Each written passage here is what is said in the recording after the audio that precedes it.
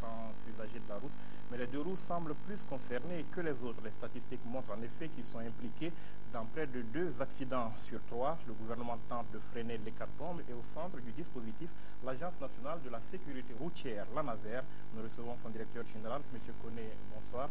Et merci donc de répondre à notre invitation. En quoi est-ce que les deux roues constituent un problème dans la circulation aujourd'hui? Les deux roues, vous l'avez dit tout tantôt, sont impliqués à plus de 2 tiers. En réalité, 4 accidents sur 5, ça veut dire 80% des accidents impliquent au moins un engin à deux roues. Ce n'est pas 2 tiers, c'est un peu plus que ça. C'est les chiffres que vous avez sélectionnés, c'est les chiffres de 2010. Et leur implication est de plus en plus grande. Et aussi, les victimes suivent le même schéma. Donc, quand vous regardez la circulation, vous l'observez, à chaque fois qu'il y a un accident, les victimes, les tués, la majeure partie, c'est des gens, soit des passagers, soit des conducteurs d'engins à deux roues. Et ils sont à peu près 70%. Et à 70% encore de l'ensemble des victimes, vous avez 70% meurent soit par traumatisme crânien, soit ils sont victimes, ils sont blessés et pour toute leur vie ils vont traîner des séquelles. Pourtant c'est un moyen de transport très utilisé. Est-ce qu'on a une idée aujourd'hui du nombre de roues? Et il y a 4 ou 5 ans, nous avons compté les deux roues à partir des vignettes. Il y en avait 1 million à l'époque, c'est en 2008. À partir de là, Dieu seul sait combien de personnes ne payent pas la vignette. Aujourd'hui, nous ne sommes pas loin d'1,5 million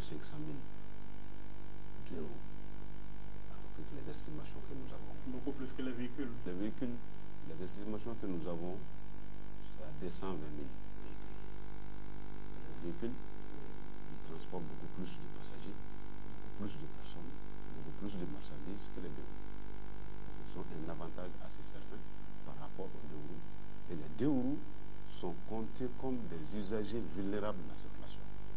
Qu'est-ce que ça veut dire? Ceci augmente leur taux d'accident, leur taux d'implication dans les accidents. Les usagers vulnérables, c'est quoi? Ils sont sur deux roues, comme ça s'est dit, c'est des motos, des vélos, ils sont sur deux roues, et ces deux roues, deux pieds, c'est un équilibre instable. Donc, parfois, c'est pour ça que quand vous constatez, quand quelqu'un s'arrête, il a un pied au sol. Donc, qu'il touche quelqu'un, il tombe. Que quelqu'un le touche, il tombe. Donc, ils font partie du lot des usagers vulnérables, au même titre que les piétons. On comprend donc que vous preniez beaucoup de mesures, beaucoup de dispositions pour les protéger. Il y a quelques jours donc, on a annoncé l'obligation du port du casque pour les engins à deux roues à partir du début de ce mois. Mais on annonce quand même qu'il n'y aura pas de sanctions. Ça veut dire quoi en ce moment l'obligation? Quel est le caractère obligatoire? Le caractère obligatoire vient de la loi 9904 régissant la circulation routière. Et d'ailleurs, cette loi, le 14 mai, elle a remplacé d'autres textes. Depuis les années 70, le port de casque est obligatoire dans notre pays. Tous les textes qui ont régi la circulation, en gros, le code de la route, ont recommandé à ce que le casque soit porté. C'est ça le caractère obligatoire. Qu'on sanctionne maintenant ou après, il faut que les usagers sachent que le port de casque est une obligation. Monsieur le directeur, mais à partir du moment où je ne suis pas sanctionné, si je ne le fais pas, ce n'est pas obligatoire. Si vous n'êtes pas sanctionné, si la loi dit qu'elle est obligatoire, elle reste obligatoire. On ne pourra pas changer. Mais pour arriver à la sanction, il y a des étapes. Il y a des étapes parce que c'est un problème qu'on explique à longueur de la ligne, à tout moment. Mais du fait que ces dernières années, ces usagers sont impliqués dans des accidents, ils perdent leur vie. Tenez-vous bien, nous, à Bamako seulement, il y a au moins 16 à 17 morts par mois sur deux roues. Voyez-vous? Et par jour, nous sommes entre 20 et 25 blessés. Grave parfois. Ça, c'est ce qui arrive décédé. Ouais. Donc, ça veut dire que quand on explique aux usagers que le port de casque est obligatoire, et qu'il peut y avoir la sanction, vous avez vu, les usagers, ils doivent comprendre. Parce que nous avons aussi la mission de protéger les usagers contre eux-mêmes. C'est ça. C'est-à-dire que nous sommes pratiquement, comme je l'ai toujours dit, nous sommes des médecins. Mais protéger les usagers contre eux-mêmes, excusez-moi, c'est sanctionner en cas de besoin. Vous ne sanctionnez pas, vous me dites que c'est obligatoire. On a l'impression plutôt que vous avez pris une décision et que vous avez fait marche arrière après. Non, c'est pas marche arrière. En réalité, la communication du Conseil des ministres a demandé à faire une phase, c'est-à-dire que commencer la mise en œuvre à partir du 1er octobre. Parce que d'ores et déjà, auparavant, on venait de boucler pratiquement une année de sensibilisation, sans fixation de date, sans sanction. On dit, bon, à partir du 1er octobre, faites des contrôles de sensibilisation. Qu'est-ce que ça veut dire? La police, la gendarmerie au niveau des carrefours de circulation, au niveau de la circulation ou des grands axes, quand ils voient un motocycliste, ils l'arrêtent. Ils disent, monsieur, le port de casque est obligatoire. C'est pour vous, il explique exactement quel est le rôle du casque, la protection de la tête. Donc, ça, c'était la phase qu'on a entamée. Mais la phase que vous voulez voir aussitôt là, elle va venir. Elle va venir. Mais la sensibilisation, on évolue, on continue. La preuve, à partir du 1er, j'ai mis mes agents au niveau des artères principales qui rentrent à Bamako. Le 1er octobre, nous étions à 25% du taux de port de casque. Sur un échantillon de 62 000 usagers comptés entre 6h45 et 10h. Avant cette date, on a fait des enquêtes à plusieurs reprises. C'était un maximum de 3%. Très souvent, c'était 2%. Donc, du fait de dire qu'on commence déjà au 1er octobre, les gens qui ont les casques, à la maison même, parfois, il y en a qui ont les casques de plus belle durée, ils vont porter. Mais c'est tout, on continue de l'améliorer. On va continuer à sensibiliser jusqu'à ce que les gens portent. Parce que quand vous sensibilisez les usagers, il y a 3 groupes. Il y a un premier groupe que vous sensibilisez ou pas, quand il est au courant qu'il y a une disposition qui est là, le port obligatoire, et qu'il doit sa vie à ça, il est porté. Le second groupe est toujours hésitant. Quand vous fixez une date ou quand vous dites que vous allez commencer à contrôler, il est porté. Le dernier groupe, même si vous cadrez la vie, même si vous le prenez aujourd'hui, voyez-vous, vous le prenez sans casque, il va payer les amendes aujourd'hui, il va acheter les cartes, il va vous montrer, demain il va sortir, il ne portera pas les casques. Mais est-ce que vous n'avez pas l'impression que la plupart des usagers sont dans ce cas de figure parce que ça fait un bon bout de temps quand même que vous sensibilisez? Oui, vous savez, les décisions de sécurité routière sont très difficiles à prendre, en grande partie. Pratiquement, que vous soyez au niveau du changement de comportement, qui est plus difficile que les autres actes, parce que les autres, que vous soyez sur la configuration des routes ou des carrefours, ou que vous soyez sur la qualité des véhicules. Là, il y a des problèmes réglementaires parce qu'on sait que c'est des services publics, c'est des entreprises qui le font. Mais au niveau du comportement, c'est encore plus difficile, le changement de comportement. Parce qu'il y a une certaine... on est habitué à être assez léger, à être... voyez-vous? Donc il faut qu'on travaille en profondeur pour la sanction. Dans beaucoup de pays, la sanction c'est celle qui a donné les meilleurs résultats. Nous avons, je ne citerai pas un pays, mais le nom d'un pays, mais il y a un pays qui avait 17 000 morts. Quand ils ont appliqué la sanction, ils sont aujourd'hui en dessous de 4 000 morts. Alors, la sensibilisation a continué, mais il faut commencer. Il faut commencer parce que nous sommes un service, une structure qui vient d'être créée. La Nazaire en réalité a 25 mois d'existence en fait. 25 mois d'activité, je vais dire. Elle a été créée en 2000, mais elle a 25 mois d'activité. Il faut sortir des problèmes. D'abord, comprendre que la gestion de la sécurité routière doit être systémique. C'est-à-dire que ce n'est pas seulement un corridor, c'est un ensemble. Mais dans l'ensemble, il faut avancer sur le point. Nous allons avancer sur les autres points, mais en attendant, est-ce que vous pouvez nous dire combien de temps est censée durer cette phase d'obligation sans sanction, si je peux l'appeler comme ça? Bon, ça semble que ça va continuer parce que déjà nous sommes en train de faire un travail complémentaire assez important avec les importateurs de casques. On a évalué une dernière fois la disponibilité au marché. Je pense que les hautes autorités sont en train de voir comment alléger les coûts des casques et on va suivre sur le cordon d'importation comment on va avoir les casques à moindre coût. On va continuer avec la sensibilisation parallèlement avec les usagers et on arrivera à un jour où on aura suffisamment de casques et les usagers, ayant entendu toujours que le port de casque est obligatoire et que tôt ou tard, cette sanction, pas le style sanction comme vous le croyez, ça va venir. Hein? Quand ayant compris cela, eh bien, au fur et à mesure du jour, on saura que tous les ingrédients sont complets et que les usagers continuent de porter et qu'il y a toujours le groupe là, comme je vous l'ai dit là, continue à ne pas porter. Eh bien, vous avancez, vous arrivez à un carrefour, si vous n'avez pas de casque, le policier aura le droit de vous arrêter. Vous dites que vous travaillez avec les importateurs. Le gouvernement annonce qu'il y aura une mesure d'exonération sur les casques. Qu'est-ce que vous attendez concrètement de cette mesure? Ce que j'attends, c'est ça, avoir le coût des casques à moindre coût. Vous croyez que c'est quelque part un problème de pouvoir d'achat? C'est clair. Déjà, c'est quand il y a eu quand le 1er octobre, le ministre des Transports et de l'Infrastructure routière a fait le tour de la ville pour s'enquérir et essayer de faire la promotion du port de casque, les usagers ont eu à dire que c'est un problème de pouvoir d'achat. Mais à cela, on ne peut pas s'en tenir à ça seulement. Parce que regarde la situation de l'individu. Aujourd'hui, je n'ai pas d'argent pour payer les casques.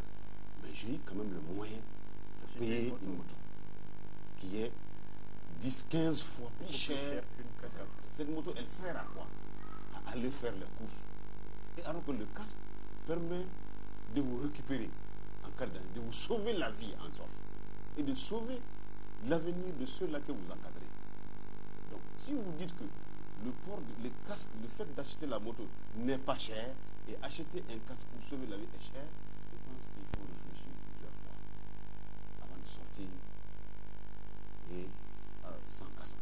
Pourquoi dans votre travail avec les opérateurs économiques, vous ne trouverez pas le moyen d'intégrer le prix du casque dans le prix global de la moto? On leur a dit depuis plus d'un an, on continue à le dire, on va continuer à le dire. Donc, ils doivent vendre la moto. Mais il y a même des motos qui arrivent avec les casques dans les cartons. Mais les commerçants, ils enlèvent les casques. Ils enlèvent les casques. Ils vendent la moto, ils enlèvent autre chose. Ils vendent ça aussi à côté.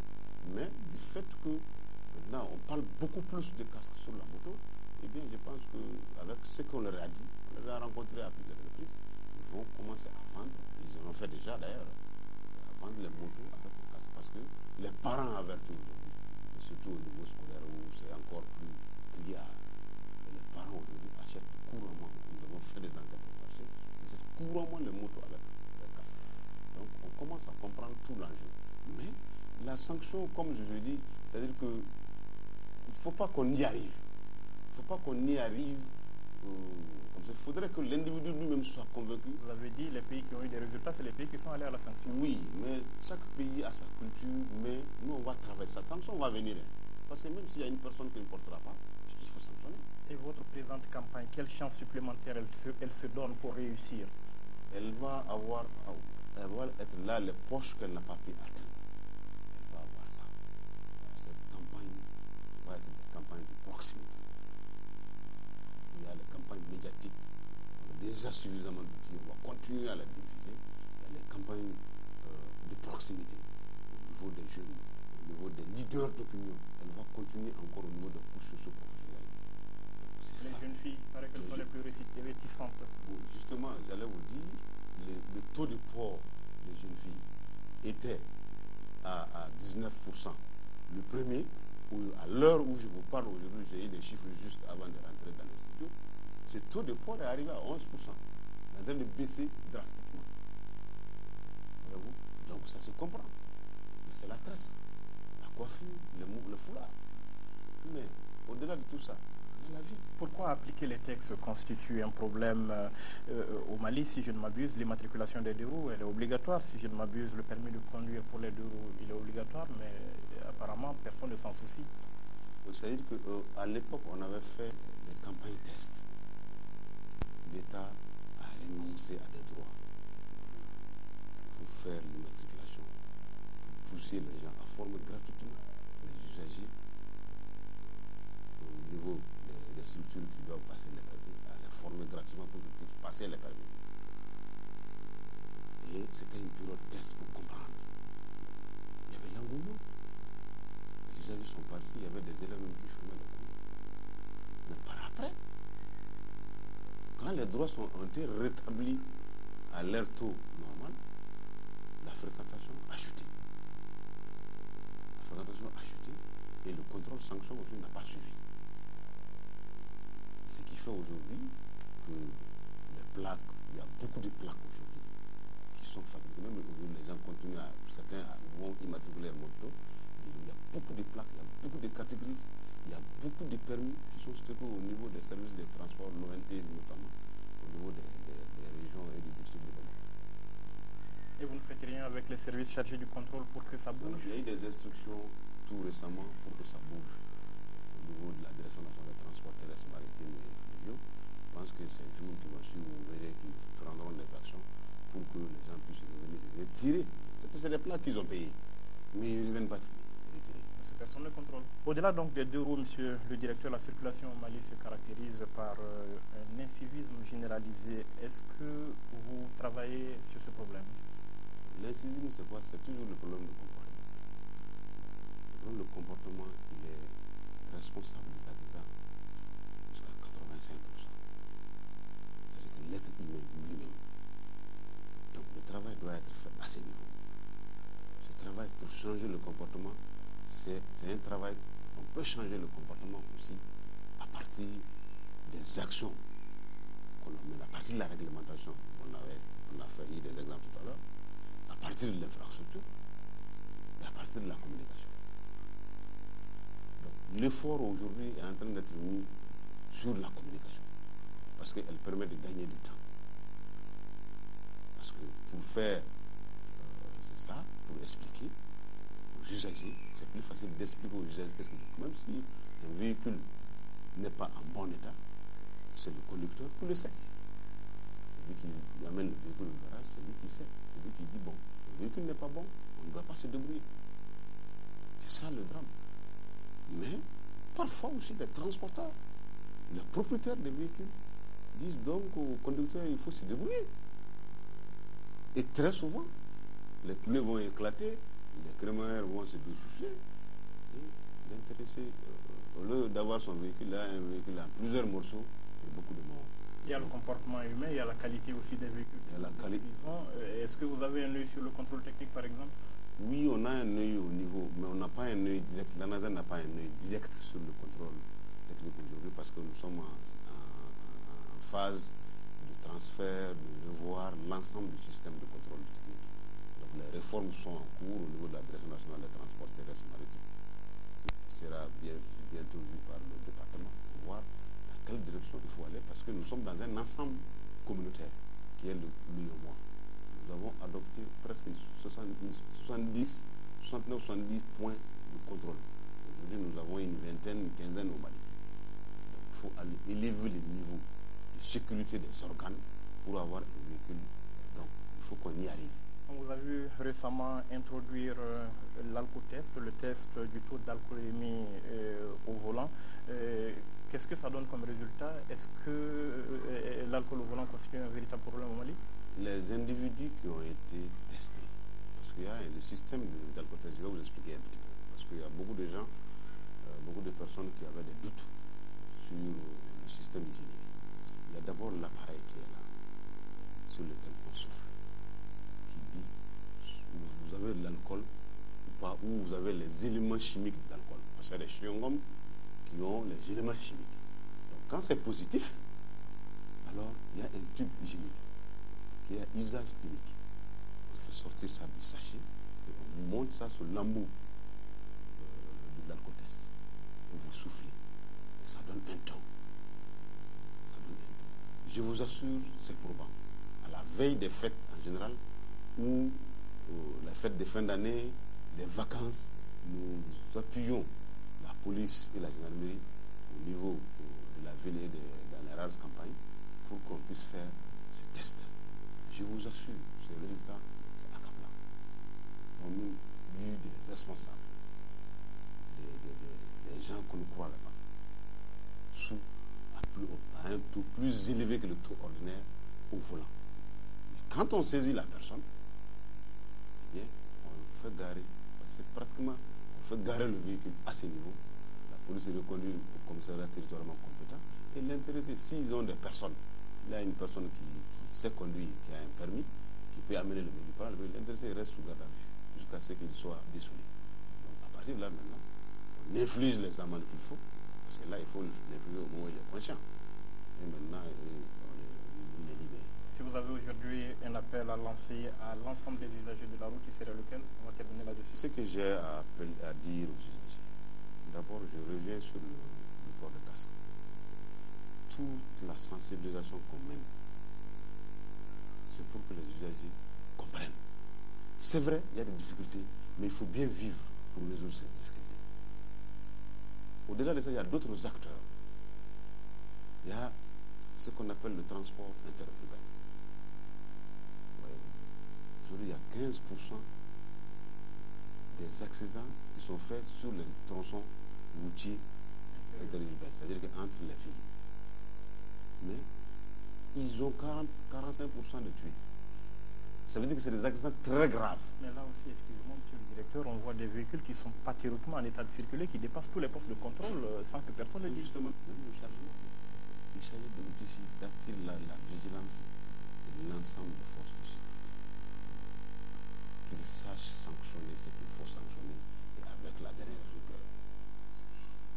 Et il va de ça. Parce que quand un véhicule passe dans un état et qu'il fasse un accident, moralement, ça fait mal. Pour simplement que l'intéressé, le propriétaire du véhicule ou le chauffeur fait de ça un gagne-pain. On ne peut pas continuer à gagner de l'argent sur la mort. Nous espérons aussi, monsieur le directeur, que votre appel sera entendu. En tout cas, merci d'avoir répondu à nos questions. Merci, mesdames, messieurs, d'avoir été avec nous. On se retrouve la semaine prochaine, si Dieu le veut bien, pour un autre numéro de l'interview de la semaine. En attendant, passez d'excellents moments en compagnie des programmes de l'ORTM.